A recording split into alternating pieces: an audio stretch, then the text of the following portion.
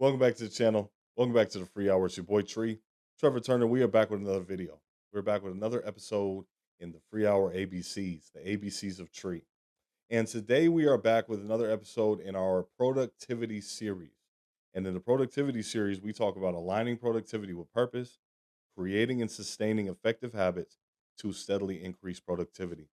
When we talk about productivity in the context of the free hour, we are not only talking about being productive at work, we're not only talking about being productive as members of society, but we are talking about being productive towards your own goals, towards your own ends, towards the things that you dream about, the things that you want to get to. It's not only about being productive for what other people want, what other people need, it's about being productive for you. And that's why productivity is so important, especially when it comes to the free hour. The free hour is where you want to focus on not only getting in touch with emotional intelligence, it's where you not only want to get in touch with mindfulness, it's where you not only want to get in touch with who you are and what's going on in here, but it's where you want to get in touch with what your purpose is. It's where you want to get in touch with how you get after your purpose, and it's where you want to get in touch with how you get to it and what it looks like chasing after those things, what it looks like when you arrive there. And that's actually what this next episode that we're going to be talking about today is about. Real quick, by the end of the video, I hope you like it. Like the video, subscribe to the channel, leave me a comment. Let me know this if this helped you in any way. Let me know if this is something that you got going on in your own life. Just holler at me. Just talk to me. Have you ever set a goal? You felt motivated at first, but then you lost momentum. See, what if I told you that the problem isn't you? It's how the goal itself was set. Many people struggle with goal setting because their goals lack clarity, structure, and sustainability in their approach. Today, we're going to break down how to set actionable, meaningful, and achievable goals that align with your purpose. When we talk about goals, when we talk about setting goals that are not only achievable, they're measurable, they are things that you can keep track of, and there are things that they're very specific and very structured. When we talk about goals, we're not talking about the type of goals where you just say, you know what, at the beginning of the year, I want to lose weight. I'm gonna start losing weight, and that is the end all be all of your goal. When you get into trying to figure these things out, when you get into trying to set these goals and these better goals, you're going to find that it is much better if you set goals that are much more clear, they're much more structured, and they're much more sustainable. It's the difference between saying, I want to lose weight and I want to lose a pound or two a month for the next 6 months. I want to eat this type of diet for the next 6 months in an effort to lose weight. You see the difference? You see how there's structure to it? You see how there's clarity to it? You see how it's also time based? And we're going to get into why that's important also. Without effective goal setting, productivity efforts, they lack direction. They lead to frustration. It leads to burnout. When you are putting your efforts into things that don't actually get to where you want to go, and this is something I mentioned at the beginning of it, this productivity series is about helping you get to where you want to go. It's about helping you provide yourself the direction. About helping you provide yourself the compass. One of the things we've talked about before is we've talked about the 7 habits. 7 habits, they ask you to make a personal mission statement, which is like a compass, which is like a constitution. It's like an end destination for where you want to go. Now, if you are doing things that don't lead up to that end destination, that's when it can cause burnout. Now, you can be in a position, you can work for a position, you can work for a company, you can work at a job that makes you feel fulfilled. But if it doesn't ultimately add up to where it is that you are trying to go, if it doesn't ultimately add up to your purpose and what you love, you can still feel burnout because it lacks direction. It may still have the focus, it may still have the realistic aspects of it, it may still be measurable, it may still be time based, but if it doesn't go after what you want it to go after, it can still lead to burnout. It can still lead to frustration. So let's dive into the science and some strategies behind setting goals that actually work. Let's talk about why goal setting is essential for productivity. Goal setting is essential for productivity because it provides clarity, motivation, and measurable progress.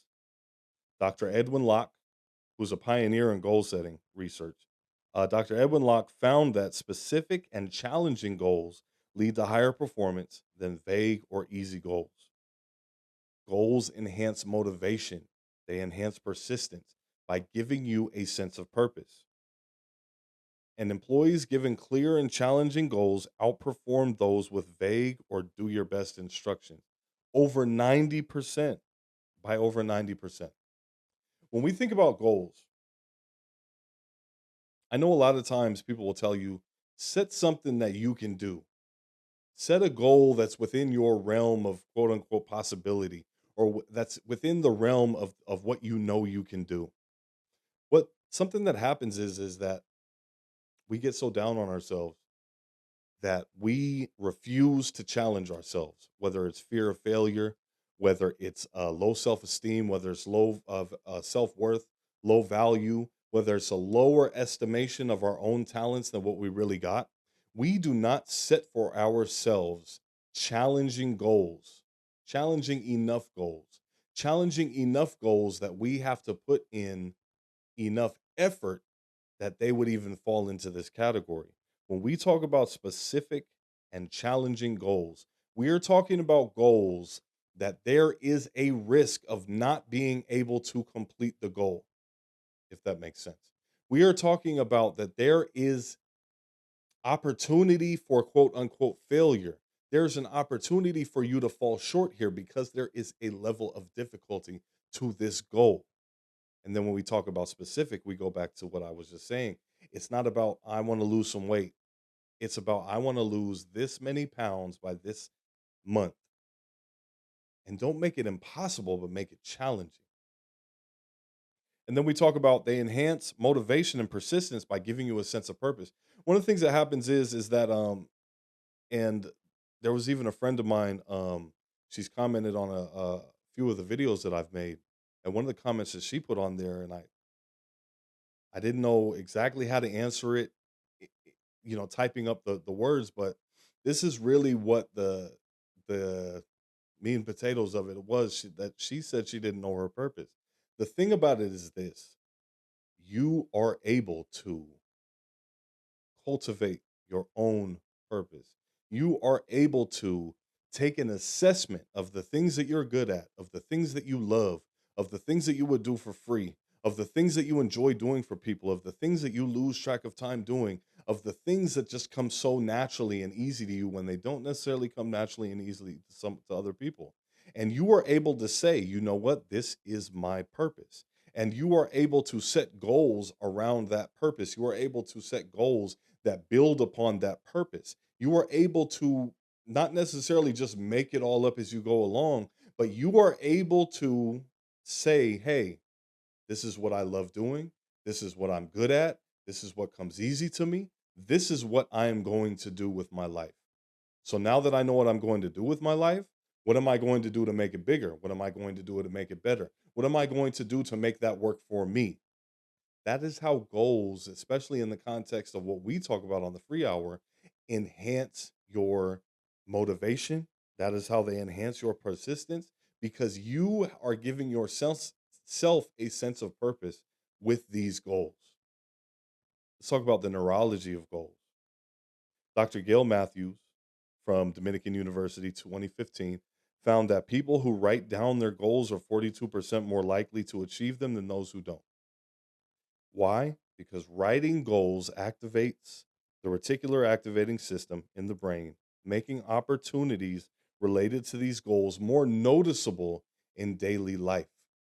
It kind of goes back to like studying, that your teachers will always tell you, or if you've had teachers before, especially now that technology is available, it seems easier to just have technology, especially taking notes. It seems easier to have technology tracking the things that you're learning. But one of the things that even teachers will tell you, they've done studies on it, is if you write things down, it translates into your mind, into your brain a little bit more, a little bit easier, a little bit more efficiently.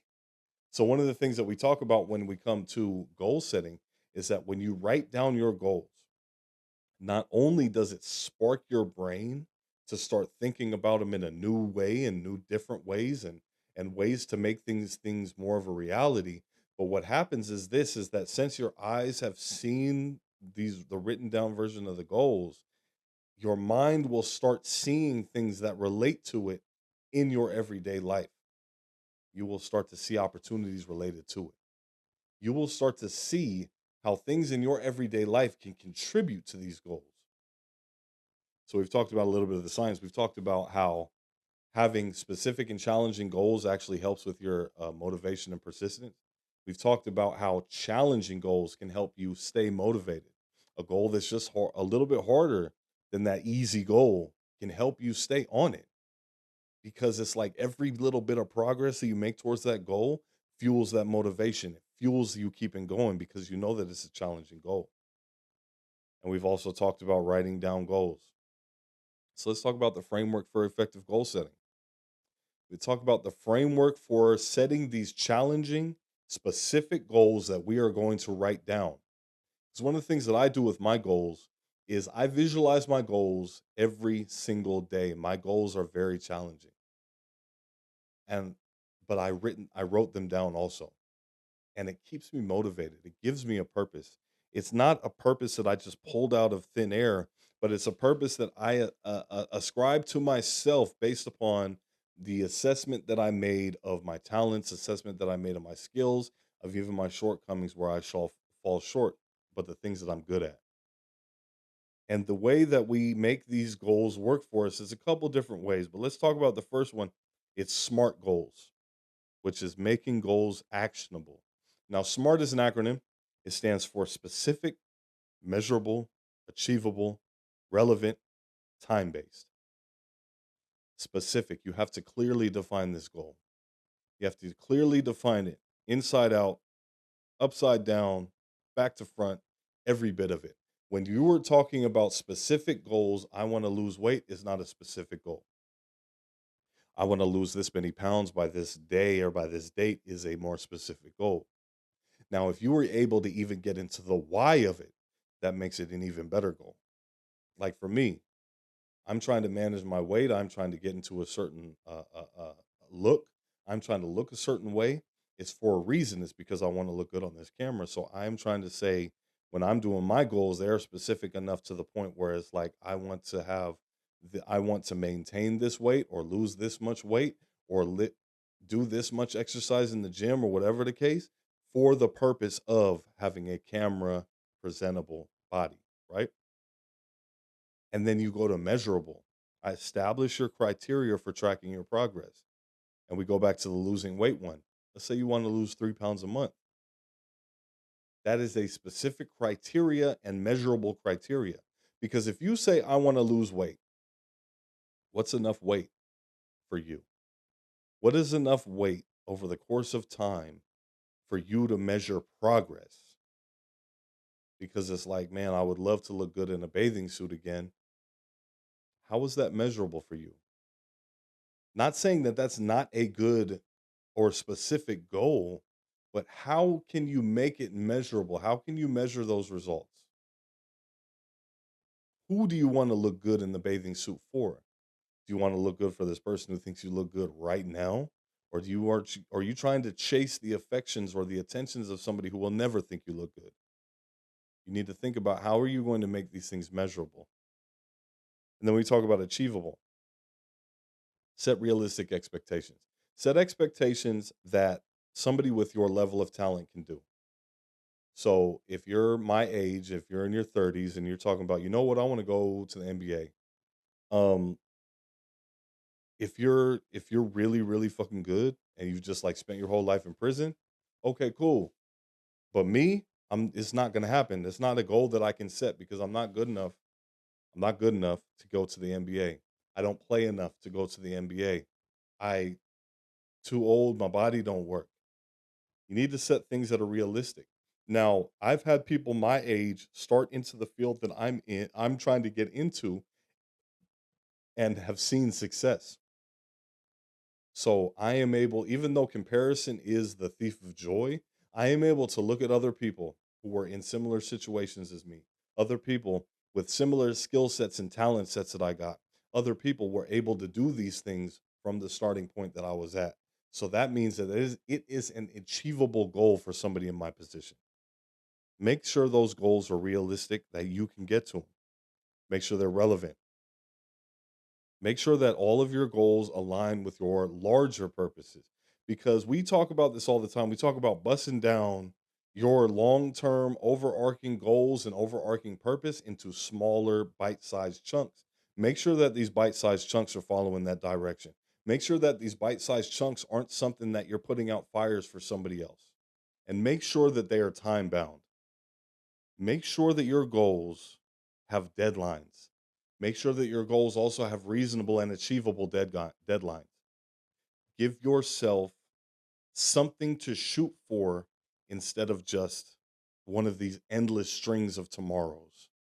I'm going to have it done by whenever. I'm going to have it done as soon as possible. I'm going to have it done by the end. No, I need to have this done by the end of the week. I need to have this done by the end of the month. I need to have this done by this date in January. I need to have this done. I need to have this done by the beginning of the summer. I need to have this done by May 15th. By January 15th, 2028, I will have done this, time bound. So instead of saying I want to get in shape, say I will work out for 30 minutes, 5 days a week for the next 3 months. That is an example of a smart goal because it is specific, it's measurable, achievable, relevant, and time bound. Let's talk about the number 2 method that we got up here, the WOOP method. The WOOP method, where we talk about visualizing and planning for success. Dr. Gabriel Oettingen, NYU and University of Hamburg, talks about the WOOP method. The WOOP method is pretty very simple. It's about talk about wish, which is defining what you want. We talk about outcome, visualizing the best possible result. We talk about obstacles, identify internal and external barriers, and we talk about planning, creating specific implementation steps to overcome obstacles. Now, when we talk about the wish, we define what we want fully. You define everything about it that you want. And this even goes back to the magic book, when they talk about everything that you want so that you can express gratitude for it, that so you can pour positive and gratitude energy into it. It's the same thing, because you define it from the top to the bottom. You define everything about it. Define what you want, and then the outcome. Visualize the best possible result. Visualize every part of this goal. Visualize yourself achieving every bit of this goal. Visualize yourself achieving every single piece of this goal, and visualize what it's going to feel like when you get that notification. Visualize what it's going to sound like. Visualize what it's going to smell like when the time of year when you get it. Is it going to be springtime? Are you going to smell flowers in bloom? Is it going to be the fall? Or are you going to smell leaves falling? What is it going to taste like? What did you just eat? Is it going to be in the morning when you're brushing your teeth? Is it going to be at night when you're eating dinner? Is it going to be at lunchtime when you, or in the morning when you're drinking some coffee? Visualize every aspect of completing this goal. Obstacles, identify internal and external barriers. Identify what barriers people are going to try to put up in front of you, and visualize your own shortcomings and the things that you have to overcome within yourself. And then plan around those obstacles that you know are going to happen, that you think might happen, that you're not sure could happen. Plan around those obstacles. People using the WOOP were significantly more likely to achieve goals than those who just visualize success. If you add in these actionable steps to your visualizations, to your trying to go after your success mentally, you will add in the walking bit of it. You will add in the action part of it that goes along with that visualization. Now let's talk about the next method. The next method is the 90-day rule, where we break long-term goals into actionable steps. And this is what I love talking about, especially when it comes to the free hour. When we bust down these things that we're trying to get to, these large overarching things, and we bust them down into smaller steps. So why 90 days? Studies in behavioral psychology suggest it takes about 66 days to solidify a habit. So you break them down into your large goals into 90-day sprints, and you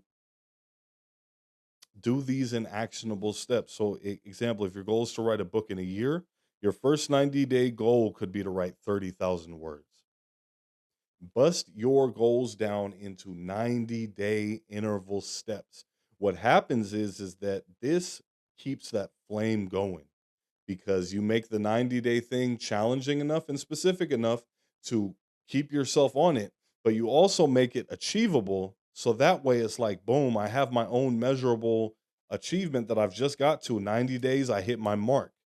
The next 90 days, I hit my mark. The next 90 days, I hit my mark. So over the course of a year, you have specific, measurable goalposts that you can get to for your goals. And that's why the 90-day method works. That's why for me, busting down all of these things that we're trying to do, busting down, especially the things that I'm trying to do, I bust them down into smaller, more actionable steps. And it really just for me, it works wonders. So then we talk about overcoming common goal setting pitfalls. Pitfall number one, setting too many goals. This is something for me. This is something for me that was just like I had to overcome this myself personally. This is something for me I had to overcome myself personally. When I got out, or when I was getting ready to get out, when I was going through my stuff and I was like, hey, I want to change my mindset. I'm going to change my life. I'm going to do all of these things when I get out. One of the things that I realized, and I'm glad I realized this as early as I did, is that I had too many different things that I was trying to put, too many different irons that I was trying to put in the fire, too many different eggs I was trying to put in this one basket, too many different things that I was going to be spreading my energy around, trying to get these things done. And one of the things that happens is I found that it was much, much easier, much, much more effective, much, much more efficient if I focused on 1 to 3 priority goals at a time. 1 to 3. And you can even bust that down into a more um you can even bust that down into something like, because we talk about the 7 habits of highly effective people, we talk about putting assigning yourself roles at the beginning of every week when you do your weekly scheduling. When we talk about what it is that you were trying to not only achieve but what you were trying to be this week, focus on 1 to 3 things. I'll give you an example of a personal thing. So, I'm still working in the Rising Scholars department. I'm still doing their social media stuff. I'm still doing their video projects. But the school year started again. So one of the things that happened was is I looked at all of these things that I was trying to achieve, all of these things that I was trying to juggle, right? And I found that even though they were all positive, even though they're all fulfilling, even though they're all things that led up to my overarching thing, if I try to cram all of them into one week, that week becomes almost just non-productive of a week. Because yeah, I can find time to do all of these things. I can squeeze all of these things in. I can make sure that I've worked on all of these things at least a little bit. But in doing that, I haven't given myself enough grace to fully focus on anything that's important. So knock down what is most important for you right now. Which goals are going to be most important for you right now out of the list of goals that you got that are going to get you to your overarching dreams?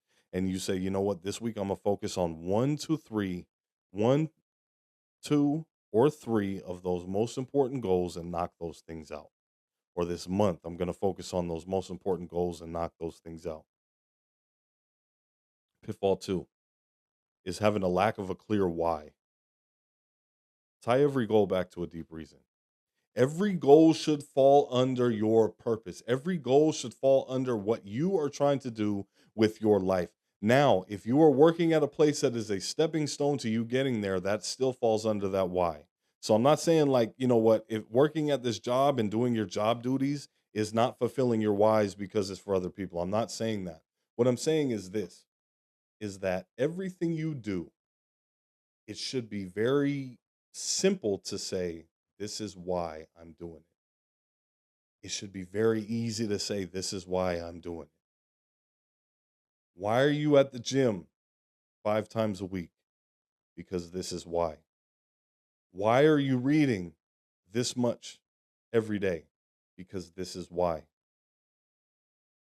Now, on the inverse of that, why am I trying to binge watch One Piece so I can catch up? Does that fit a why? Does that fit one of your whys? Let's be honest with it. Does catching up on One Piece, does that fit your why and where you're trying to go? If not, then you can limit that shit to Saturdays. No progress tracking. When we talk about measurable, when we talk about being able to know when we're making progress, you need to have some type of progress tracker. You need to have somewhere where it's like put down or written down. You can put on your notes app, you can put on your journal app, you can put it in your iPad. You can, if you got bullet journaling, you can do bullet journaling. You if you journal, you can do it somewhere. In your gratitude journal, you can say, I'm grateful that I was able to make this much progress, or that I achieved this, or that I did this. But you need to have somewhere where you are letting it out and saying to yourself, putting it out into the universe, that you realize and recognize that you achieved, that you made progress, that you did something towards what it is that you were trying to accomplish and finish up.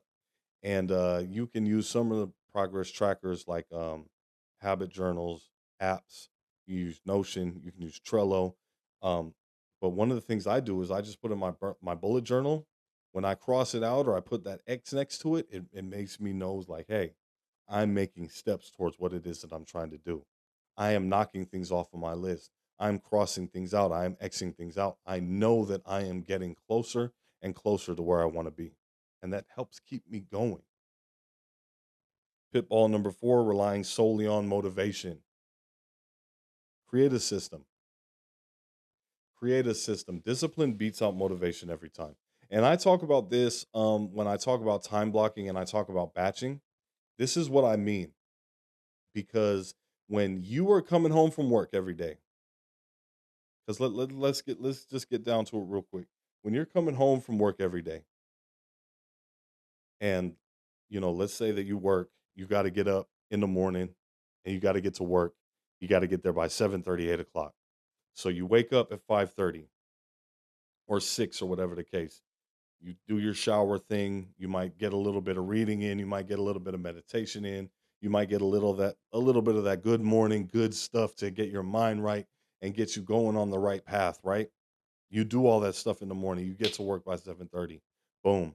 When you're at work, you have to put your best foot forward. You have to put 100% into what it is that you're doing, because you recognize the positivity that reflects back to you when you do those things. So you're not slacking off at work. You're not doing any personal projects at work. You're just doing work. On lunch, you're doing a personal study. You're doing something that's going to build your own skill while you're eating, and then you're back to work. And then you get off what, 5:30? So you get off at 5:30 and you're on the way home. By the time you get home, it's what? If you live in a small place and you got a good commute, let's give you 20, 30 minutes before you get home. If you live in a place where it's like an hour and a half, let's say you get home at 6:30.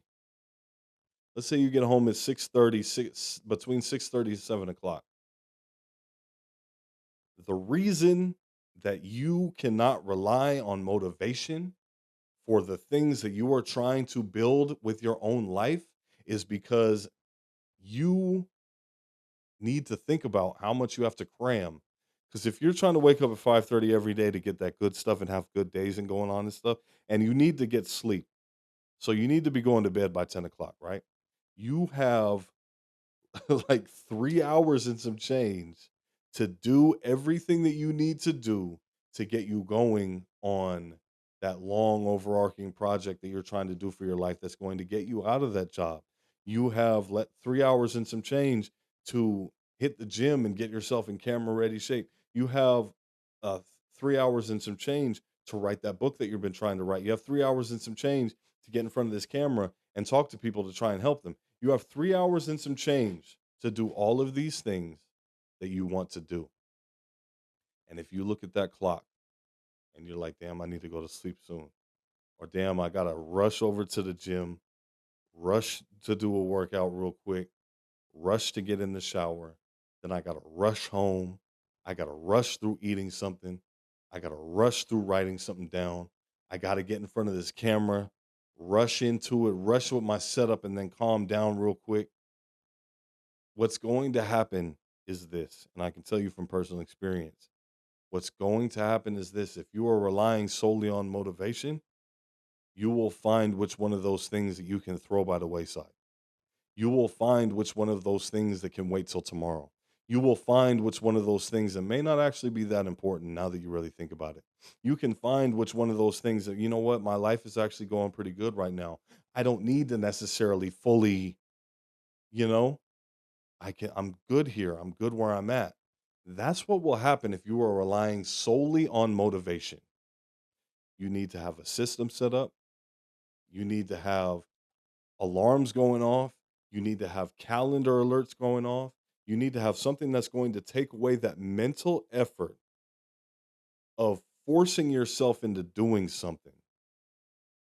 Because as soon as you hop off that bus, as soon as you get out of that car, you got your gym clothes on underneath your regular clothes, or you changed into them at the end of your work shift and you go straight to the gym, because that's just what happens at this time of day. And then you get home, you eat that healthy snack, and you immediately start writing because that's just what happens. It's systemic. It's not about motivation anymore because this is just what you do.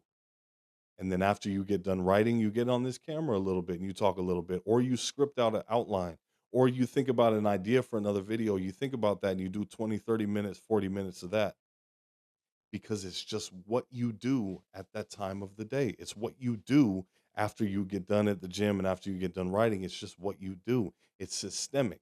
And then those 3 hours of of where you were thinking about, damn, I'm gonna have to rush to do all this shit. I'm gonna have, and you're really thinking about putting that mental effort into forcing yourself to do that.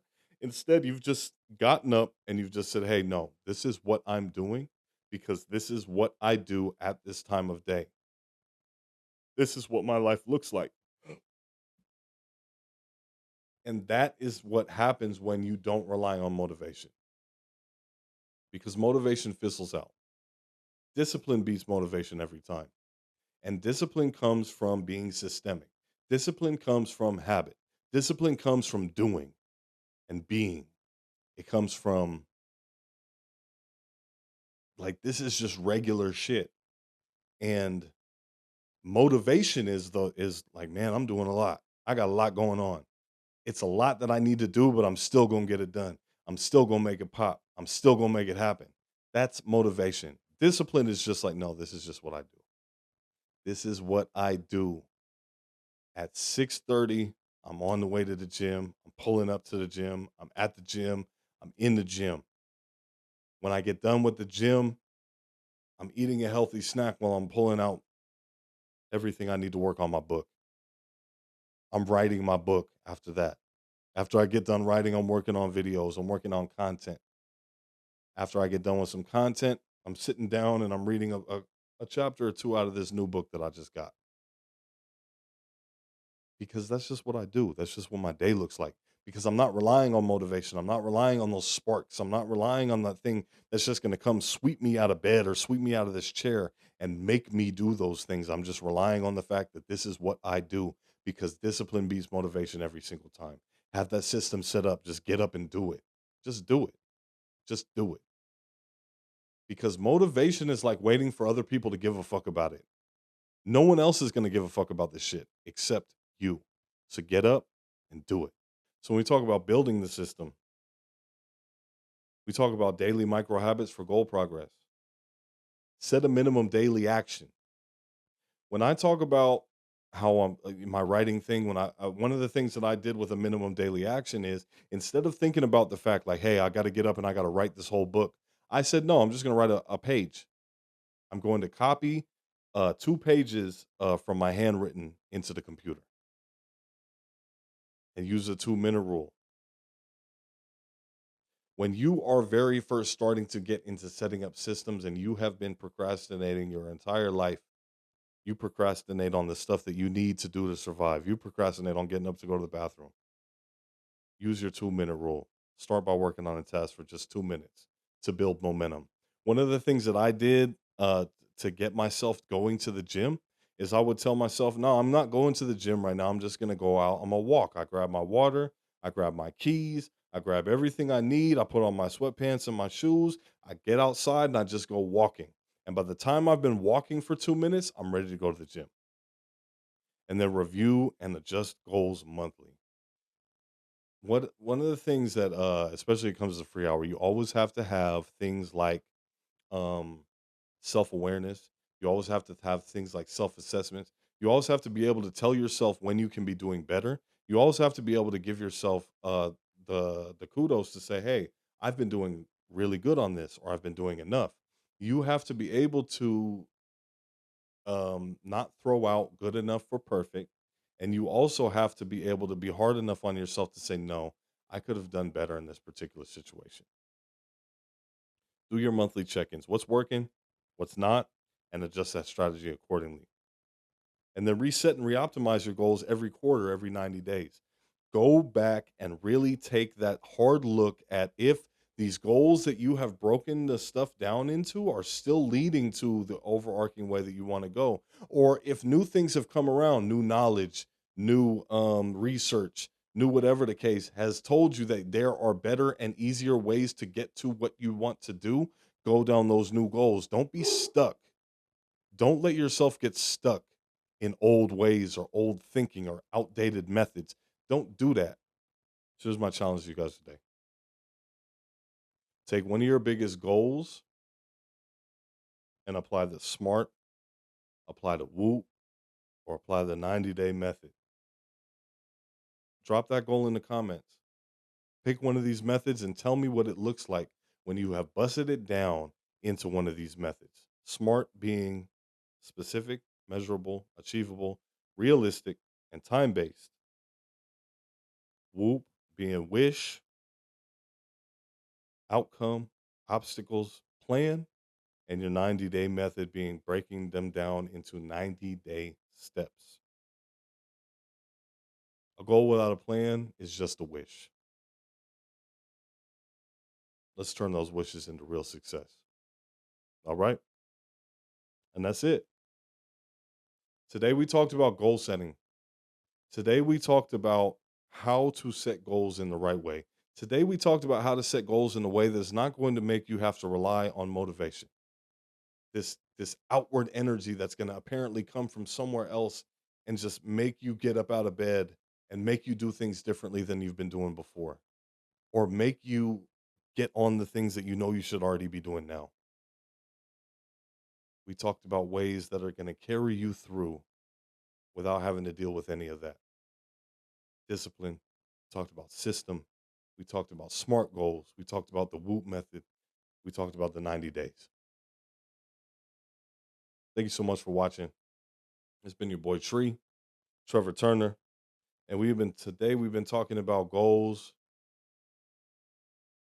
If anything in this video helped you to either get back up and get back to your goals, put it in the comments. Take one of your biggest goals, apply one of these methods to it, put it in the comments. If you're not already subscribed to the channel and you just came across this video or you just came across one of my clips, subscribe to the channel, man, for more either long videos like this or more clips that are going to help you be a better you every day, 1 hour at a time. All right.